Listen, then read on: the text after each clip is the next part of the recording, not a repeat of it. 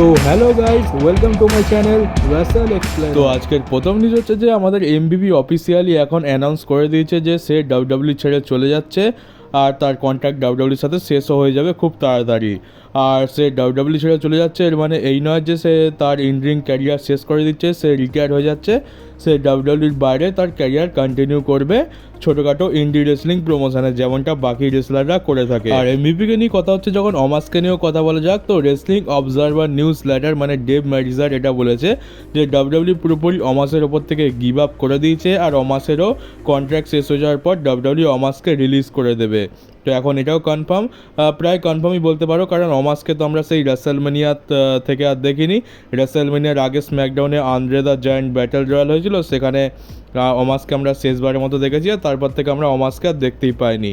তো অমাসের তো তেমন কোনো ইউজ হচ্ছে না, আর এমবিপি আর অমাস একসাথে ছিল, তো এমবিপিকে যখন রিলিজ করেই দিয়েছে তো অমাসকেও রিলিজ করে দেবে।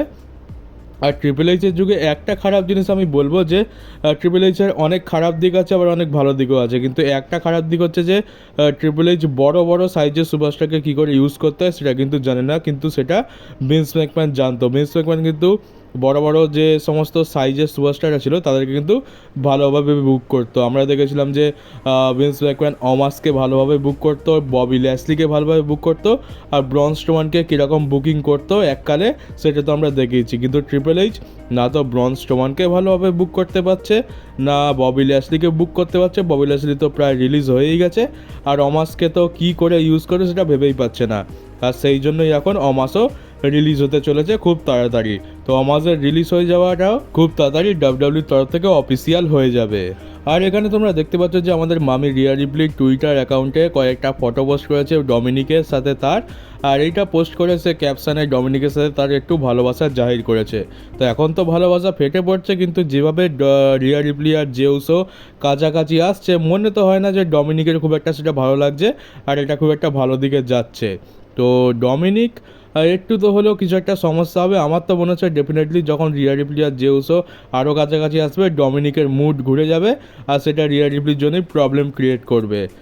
তো এখন তো ডমিনিক তো হিল আর রিয়া রিপ্লি ফেস, তাই এটা এখন আপাতত চলছে যা হোক করে, কিন্তু খুব তাড়াতাড়ি ডমিনিকও রিয়া রিপ্লির উপর টার্ন করতে পারে জেউসও আর রিয়া রিপ্লির মধ্যে দূরত্ব কমার কারণে।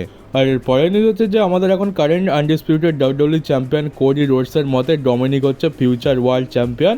কারণ এখন দেখতে পাচ্ছি এখানে একটা ফটো রয়েছে যেখানে কোডি রোডস রয়েছে, ডিমান প্রিস্ট রয়েছে আর আমাদের ডমডমও রয়েছে। কোডি রোডস এটা তার ইনস্টাগ্রামের স্টোরিতে পোস্ট করেছে, লিখেছে the champs and future champs. তো কোডি রোডসের মতে ডমিনিক হচ্ছে ফিউচার ওয়ার্ল্ড চ্যাম্পিয়ন।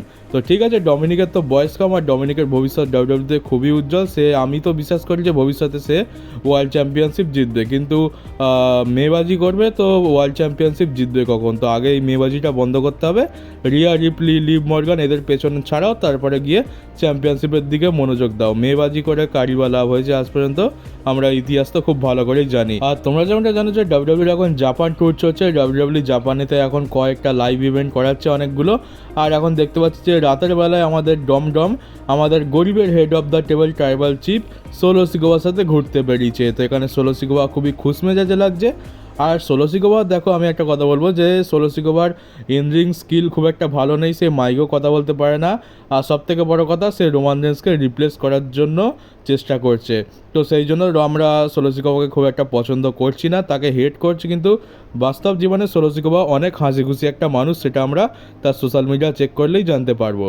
আর আমরা লাইভ ইভেন্টে অনেক সময় সোলো সিকোবাকে তার ক্যারেক্টার ব্রেক করতে দেখেছি, সে ফ্যান্সের সাথে হাসি মজা করছে, এমনটাও আমরা অনেকবারই দেখতে পেয়েছি লাইভ ইভেন্টে। আর দেখো একটা কথা বলবো যে সোলো সিকোবার এখন ইনরিং স্কিল তেমন রেসলিং স্কিল খুব একটা ভালো নয়, তারপর মাইক স্কিল খুব একটা ভালো নয়, কিন্তু এককালে কিন্তু রোমান রেন্সও এইরকমই ছিল। রোমানও খুব একটা ভালো রেসলিং করতে পারতো না আর তার মাইক স্কিল তো একদমই ছিল না, কিন্তু এখন দেখো সেই রোমান রেন্স এখন কোথায় চলে গেছে, একদম টপ।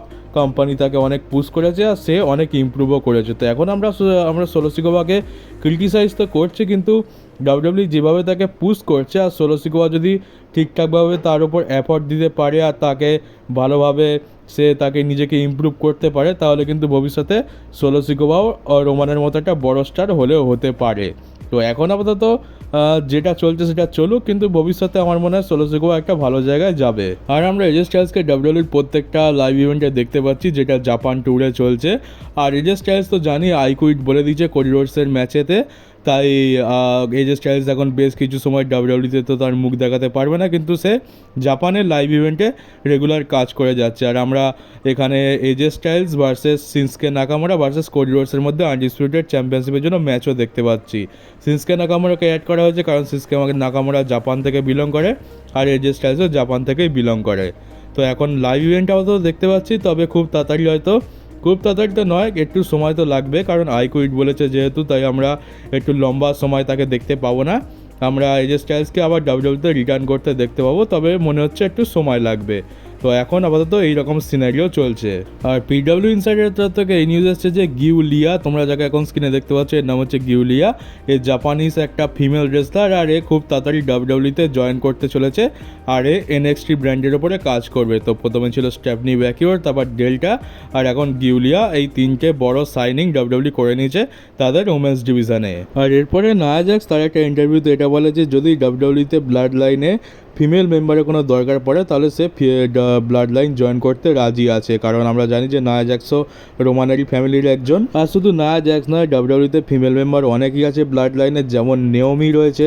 আর ডাব্লিউডাব্লিউ যদি চায় তো টামিনাকেও ইউজ করতে পারে। আর এমন তো শুনছি যে টোঙ্গা টুইন্সও ডাব্লিউডাব্লিউ জয়েন করতে চলেছে। তো আমি তো এটা বলবো যে এতজন মেম্বার আছে ফিমেল ডিভিশনে, যে এরা ফিমেল ডিভিশনে একটা আলাদা ব্লাড লাইন শুরু করতে পারে। আর একটা জিনিস তো পুরোপুরি আমরা দেখে নিচ্ছি যে যদি তুমি রোমানের ফ্যামিলিতে জন্মাও তাহলে তোমার ডাব্লিউডাব্লিউর চাকরি একেবারে বাঁধা। তুমি ব্লাড লাইনেতে জয়েন করবে, আর ব্লাড লাইনের স্টোরি তো যে মনে তো হয় না কোনো দিন এন্ড হবে, কারণ এখন ডাব্লিউডাব্লিউতে সবথেকে বেশি ইন্টারেস্টিং স্টোরি লাইন তো ব্লাড লাইনের স্টোরি লাইনই চলছে দীর্ঘ 4 বছর ধরে। তো যদি কোনো দিন আমরা দেখি যে ফিমেল রেসলারের দরকার পড়েছে ব্লাড লাইনে, তো নায়া জ্যাক্সও এক পায়ে রাজি জয়েন করার জন্য। তো এবার একটু ড্যানিয়েল ব্র্যানকে নিয়ে কথা বলা যাক। তো যেমনটা আমরা জানি যে ড্যানিয়েল ব্র্যানের কন্ট্রাক্ট এইডব্লিউর সাথে শেষ হতে চলেছে। তো ফাইটফুল সিলেক্টেডের ব্যাপারে একটা কথা বলেছে যে এইডব্লিউ যদি ড্যানিয়েল ব্র্যানকে একটা পার্ট টাইমারের কন্ট্রাক্ট অফার করে তাহলে কিন্তু ড্যানিয়েল ব্র্যান সাইন করে নেবে, কারণ ড্যানিয়েল ব্র্যান এখন একজন পার্ট টাইমার হিসাবে কাজ করতে চাইছে। কারণটা খুবই সিম্পল, তার বয়স হচ্ছে, আর সে রেগুলার প্রত্যেকটা শোতে কিন্তু ম্যাচ রেসেল করতে পারবে না, সে একজন পার্ট টাইমার হিসাবেই কাজ করতে চায়। আর আমার তো মনে হয় এইডব্লিউ রাজি হয়েই যাবে, কারণ এইডব্লিউ কীরকম ভাবে কাজ করে আমরা জানি। আর ড্যানিয়েল ব্র্যান সম্ভবত তার কন্ট্রাক্ট রিনিউ করে নেবে। তো এবার সিএম পাঙ্কের একটা ইন্টারভিউ নিয়ে কথা বলা যাক। তো সিএম পাঙ্ক বলেছে 2014 সালের ডাব্লিউডাব্লিউর লকার রুম যদি এখনকারের ডাব্লিউডাব্লিউর লকার রুমের মতো শান্ত শিষ্ট ভদ্র নম্র হতো তাহলে সে কোনোদিন ডাব্লিউডাব্লিউ ছেড়ে যেতই না। তো এর থেকে একটা জিনিস তো বোঝা যাচ্ছে যে আগে ডাব্লিউডাব্লিউতে ব্যাকস্টেজ পলিটিক্স যেটা অতিরিক্ত পরিমাণে হতো সেটা কিছুটা হলেও কমেছে। নাহলে সিএম পাঙ্ক এমন একজন এমন একজন পার্সন যে খুব একটা মানে শান্তিপূর্ণভাবে তো থাকে না। যদি আগের মতোই এখনও পলিটিক্স থাকতো তাহলে এতদিনে তার ঝামেলা হয়ে যেত, আর সেও কোম্পানি থেকে আবার চলে যেত। তো এখন মানতে হবে যে ভিন্স ম্যাকম্যানের যুগের থেকে ট্রিপল এইচের যুগে ব্যাক স্টেজের লকার রুমটা একটু শান্তিপূর্ণ পরিবেশে রয়েছে, তাই জন্যই সিএম পাঙ্ক এই কথা বলেছে। আর আমি তো বলবো 2014 সালে সিএম পাঙ্ক চলে গিয়ে খুবই ভালো কাজ করেছে, কারণ তখন যদি সে চলে না যেত তাহলে আজকে সে এত বড় স্টার হতে পারতো না, আর এত বেশি ফ্যান ফলোয়িংও তার হতো না। সে চলে গেছিলো বলেই আজ তার পেছনে এত লোক দাঁড়িয়ে আছে, তাকে সাপোর্টও করছে। আর এমনটা জানা যাচ্ছে যে এইডব্লিউ এখন আমাদের ডিন অ্যামব্রোসকে কিছুটা টাইম অফ দিতে চলেছে, তাকে কিছুটা রেস্ট দেবে। আর আমি তো বলবো রেস্ট দেওয়া দরকার, কারণ ডিন অ্যামব্রোস যে রকম ম্যাচ রেসেল করে তার তো প্রত্যেকটা ম্যাচ লড়ার পরে বেশ কিছু সময় রেস্ট দেওয়া দরকার, কারণ ডিন অ্যামব্রোসের ম্যাচে যতক্ষণ না রক্ত বেরোয় ততক্ষণ তো ডিন অ্যামব্রোসের শান্তি পাওয়া যায় না।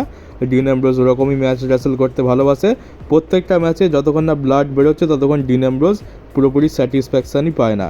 তো ডিন অ্যামব্রোসকে এখন বেশ কিছু সময় আমরা এইডব্লিউতে দেখতে পাবো না, তাকে একটু রেস্ট দেওয়া হচ্ছে। আর এখন সবথেকে বড় নিউজ হচ্ছে যে আমাদের final boss the rock the smashing machine নামে তার যে সিনেমাটা শ্যুটিং করছিল তার শ্যুটিং এখন অফিসিয়ালি শেষ হয়ে গেছে, আর রক এখন পুরোপুরি ফ্রি। তো যদি আমাদের ফাইনাল বস দ্য রক চায় তো ডাব্লিউডব্লিউতে তার রিটার্ন করতে পারে, আর ডাব্লিউডব্লিউ তো চায় যে রক রিটার্ন করুক, কিন্তু এখন সবটাই রকের ওপরে। রক এখন পুরোপুরি ফ্রি আছে, তার শ্যুটিংয়ের কাজ শেষ হয়ে গেছে। আর নিউজও তো এমন এসেছিলো যে আগস্ট মাসে 1 তারিখে সে পুরোপুরি ফ্রি হয়ে যাবে, আর আজকের 29 তারিখ, আর আজকেরই রকের শ্যুটিং শেষ হয়ে গেছে আর সে পুরোপুরি ফ্রি। তো এখন শুধু রকের ইচ্ছা প্রকাশ করার সময়ের অপেক্ষা। তো রক যদি চায় তো ফাইনাল বস রককে আমরা খুব তাড়াতাড়ি ডাব্লিউডব্লিউতে রিটার্ন করতে দেখতে পাবো। আর সামনেই রয়েছে সামার স্ল্যাম আর কয়েকদিন পর, তো যদি ইচ্ছা হয় তো সামার স্ল্যামেতেই আসতে পারে। আমার তো খুব একটা আশা রাখছি না রক সামারস্ল্যামেতে আসলেও অনেক বড় কথা, কিন্তু একটা জিনিস জেনে রাখো যে রক এখন পুরোপুরি ফ্রি হয়ে গেছে, তো যে কোনো সময় ফাইনাল বসে রিটার্ন হতে পারে। তো চলো গাইজ, এই ছিল আজকের নিউজ ভিডিও। কেমন লাগলো কমেন্ট বক্সে অবশ্যই জানিও। নতুন হয়ে থাকলে চ্যানেলটাকে সাবস্ক্রাইব করে নোটিফিকেশন বেলটাকে অন করে দিও, আর ভিডিওটাকে একটু শেয়ারও করে দিও। তো চলো, দেখা হচ্ছে তোমাদের সাথে আমার পরের ডাব্লিউডাব্লিউই নিউজ ভিডিওতে।